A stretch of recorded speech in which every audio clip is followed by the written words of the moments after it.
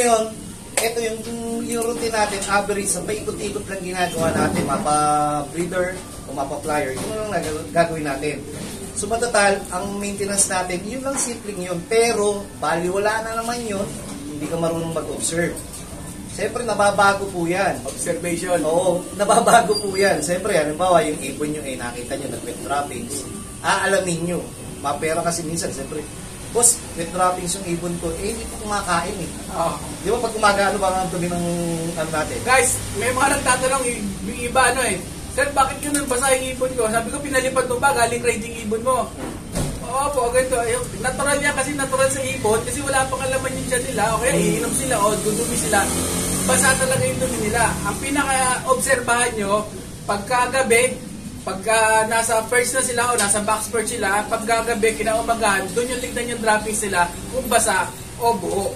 Yun, tungkol naman doon sa sabi niya kinabukasan, mas maganda. Lalo na pagka naglalaban na tayo. Yung flyer natin, bago mo pakawalan, minsan lang naman to pagka makikita mo. Kailangan, yung observation para ma-satisfy yung utak mo, hawakan mo yung kinainan dito, yung kumilaman, yung butsi. Matakot ka pagka yung meron pa yun. Kaya sabihin, mahina panunaw. Mahina ang panunaw. Doon, kahit may maintenance tayo, inaabot pa rin tayo ng sakit. Wala pong, ganito lang po kasi yan, parang bakuna ng PMB, kahit may PMB ka, inaabot pa rin. Ang kinaganda lang po sa maintenance natin, kinaganda lang po sa mga bakuna o kung ano man kung meron tayong prevention, napapaglabanan. Hindi diretso, o kaya tumiretso man, kaya makarecover. Simple na lang. Oo. Hindi naman po pwede sasabihin, kung meron ka na niyan, nagkakasakit pa. Sa paglilipad, bro, hindi, anuhin muna natin yung pagtuturo mo ng YB. Ano ba ang sistema na ginagawa mo? Ay, madaya ako sa pagtuturo ng YB. Wala pa sa loop, nagtuturo na tayo ng YB.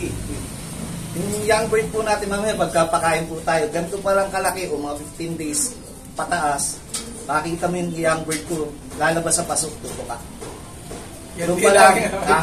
Doon pa lang makikita mo yung utak nila ng survivor. Meron silang will na, makikita mo yung ugali nila na kaya kong mabuhay. Pero ako, Sir Dennis, pag nakita ko kasi tumutuka na yung, nakita ko na sila tumutuka na gano'n. Ako kasi binubukod ko na sila. Kasi, kahit ganito kalaki? Basta't nakita ko tumuka na sila. At least, mga 14 days yan eh. Mga 14, 15 days. Hindi pa talaga yung pakpak nila, makikita mo, tutuka na sila. 14-15 days, medyo okay na kahit paano yung pakpak niya. Hindi lahat ng klase ng gamit mong ibon talagang gano'n. Hindi lahat. Pero sa dami kasi ng breed, yan, merong hindi naman agad tutuka. Pero yung mga tumutuka na agad, winawalay ko na. Ang isa doon, para hindi mabugbog yung magulang sa kakasubo. Pangalawa, meron yung instinct nila na matuto sila ng maaga mag-isa. Kasi una yan, pag nilagay mo sa isang kulungan, hindi yan basta-basta unang kakain kasi may lamang pa yung channel tsaka busog pa sila. Pero kinabukasan yan, makikita mo kakain yan ng marami. So lahat ng sistema, iba-ibang sistema tayo, iba-iba yung akunin nyo lang yung mga sistema na aangkop sa sistema ninyo. So ganun lang yun. Ako naman, base sa aking experience, hindi ko hinihiwalay. Kanya-kanya kaming paniniwala. Kasi gusto ko pa rin maging healthy kasama si nanay. Mas maganda pa rin kung ba sa nung bata. Maganda pa rin yung kalinga hanggang sa nararapat 25 to 28 days o 30 days. Ngayon. Ngayon, ano yung tinatanong mo uli kanina na tungkol sa sistema? Sistema sa pagtuturo sa mga ibon. Yan. Yung pagtuturo yan, nasimulan natin sa patoka, tapos yung pagtuturo sa ibon, mataya na naman tayo, nagkakahating tayo. 4, 5, 6, kukuha tayo ibon dito. 4, 5, 6. Hindi, diretso lang po tayo, kukuha lang ang ibon, diretso lang. Ito po. Bali, nagkakahating ganyan, ilang buwan ang young bird bago ka mag-cut? Ang gagawin po natin, lagi ko sinasabi, yung ibon natin, dadalhin natin muna sa loob natin. I-adapt muna nila kung ano meron doon. Diba? After na ma-adapt nila yun, makakalipat sila mga isang linggo na viewing. Then, after 1 week, ito yung 10, 9, 8, 7, 6, 5, 4. Ito yung 4, 5, 6. Kakatingin ko po ito. Then yung kabila, kakatingin ko din po. 4, 5, 6. Kulang ng tatlo. Ngayon, yung ibon po natin, mahihirapan na naman umakyat sa perch. Mahihirapan na naman po sila na lumipad. Madaling salita, pinapalakas mo agad. Dahan-dahan na-adapt nila nung bukas makalawa. Ito lang muna. First floor, second floor, third floor. Ibig sabihin, first perks hanggang sa pataas. Hanggang sa magamayan po nila, yung muscle, hindi nyo po naintindihan, nag-grow na ng natural. Kahit bata pa sila. Then, after nun, viewing po tayo, madaya din ulit po tayo, hindi natin bibitawan kagad sa labas ng loob. Kasi tuturuan mo naman sa trapping. Kasi tayo, yung ibon natin, pag pinakawalan po natin, kahit na naka-viewing na yan, hindi niya alam talaga yung tunay na lusutan. Tama ba? Tama. Ang nangyayari, ikot sa kulungan yan. Maghahanap ng butas, o kaya nandun na sa bubong. Kasi hindi niya alam eh.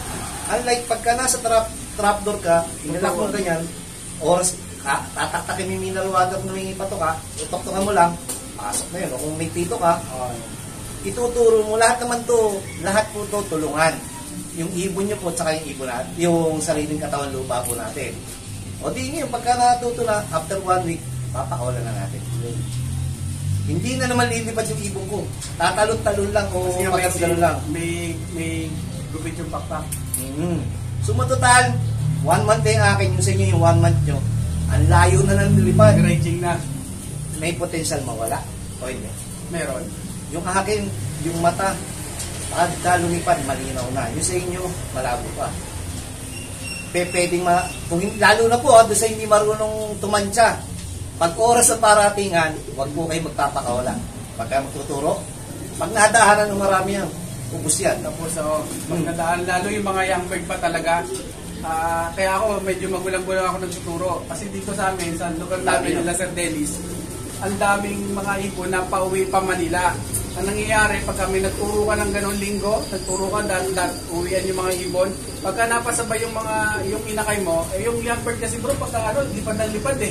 Sama lang sama. Kaya, pumasok si Kati. Yun. Tapos pag sinama nila sa malayo yun, makakauwi, kung makakauwi, pero maliit maliit yung possibility na makauwi. Pero pag nakauwi, makikita mo durog. Manipis, mahirap na i-recover. Kaya nga ako, dahan-dahan, kasi yung pinalalakas natin dito, yung ito pa, opinion po ni Bayet, galing kay Ramon Rivera to. Ang pinalalakas po natin dito, baga, para lumakas po yung hangin nila. Kailangan palakasin ng baga. Paano kung bibiglain mo, na ranging o masisira. Samantalang kung halimbawa ako lilipad, dahan-dahan, tapos pag dinaanan mo ako, hindi kita masasabayan eh, mahina pa ako eh. Ano bang kinaganda nun? Yung 1 hour yung malayo. Tama, ang layo nun. 1 hour yun. O yung kalahating, o yung 45 minutes ko, dito lang ibon ko nalipad. Dito lang. Pero nakakating yun. Ano mas mahirap? Yung 1 hour ba, yung 45 minutes ba eh? Yung kulang ang pakpak. Yun. Yung simple yan, umuulan na, may ingay na. Sumunod tayo yun. Sa simple pagtuturo na gano'n, malaking bagay na. Ang protekta kasi natin din minsan sa Manalo. Kasi pag nag-fly away, wala na. Mumurahin pa yung binilan mo. Kailang meron kasing mga panser na nagpapalipad ng 1 oras, 2 oras, o kalating oras sa rating ng mga ibon mo. What's up mga ka-ibon? Please like, share, subscribe, and don't forget to hit the notification bell down below para ma-notify kayo sa mga bagong videos namin.